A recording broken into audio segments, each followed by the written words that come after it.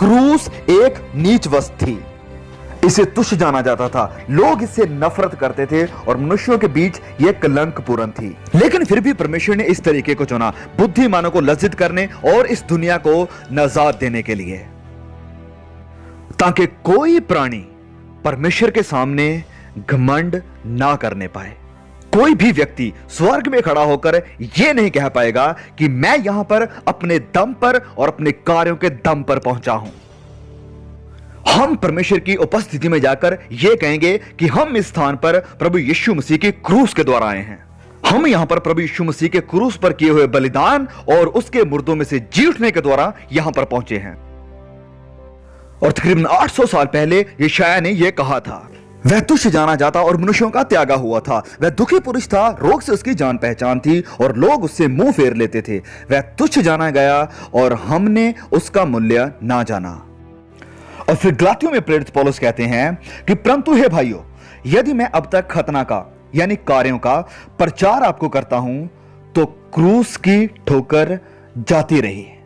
संत पौलुस ने अपने हर प्रचार में, अपने हर सुसमाचार के संदेश में यह कहा कि क्रूस के कारण ठोकर है।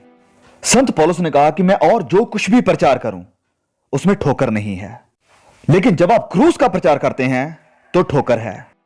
लेकिन हमारे आज के कानों में यह ठोकर का प्रचार बहुत ही अजीब लगता है, क्योंकि देखिए हमारे चर्चेस में बहुत ही खूबसूरत क्रूसें लगी हुई है, हमारे कोट के ऊपर भी कई बार क्रूस लगी होती है, हमारे गले में भी क्रूस होती है, हमारी बाइबल में भी यहां पर क्रूस का निशान लगा होता है।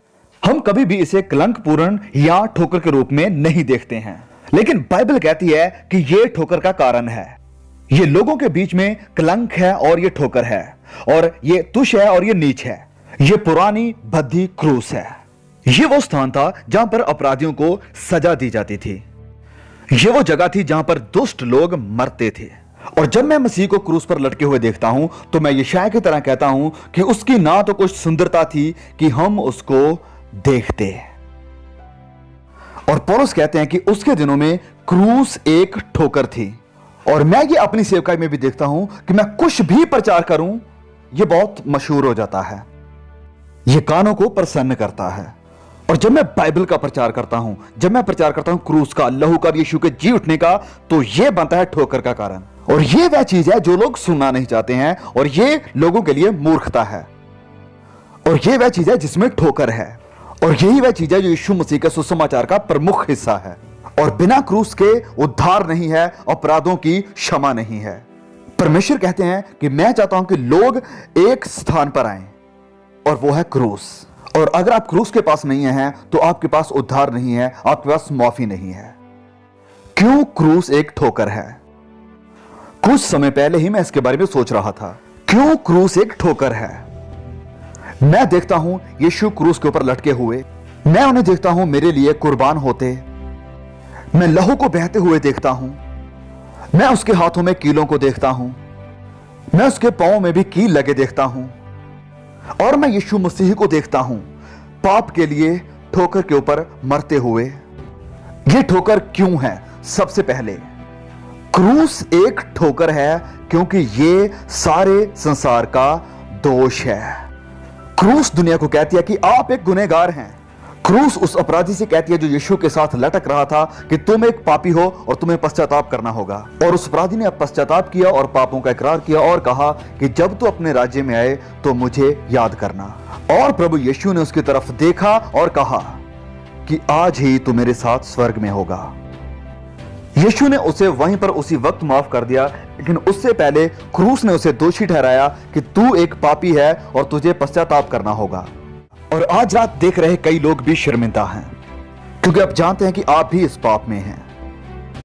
और आज रात मैं आपसे कहना चाहता हूं, आप शायद कोई संडे स्कूल के टीचर ही क्यों ना हो, अगर आप सेवक हैं या पास्टर हैं या किसी बड़े चर्च के अगुए, जब तक आपका रिश्ता व्यक्तिगत रूप में यीशु के साथ नहीं है तो इस सब का कोई भी मायने नहीं है।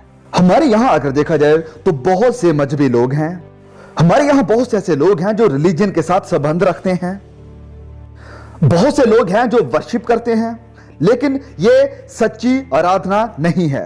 फरीसी लोग सप्ताह में 2 बार उपवास करते थे, वह दशवान देते थे, वह ऑर्थोडॉक्स थे और इस वचन को शुरुआत से लेकर आखिर तक अच्छी तरह से जानते थे।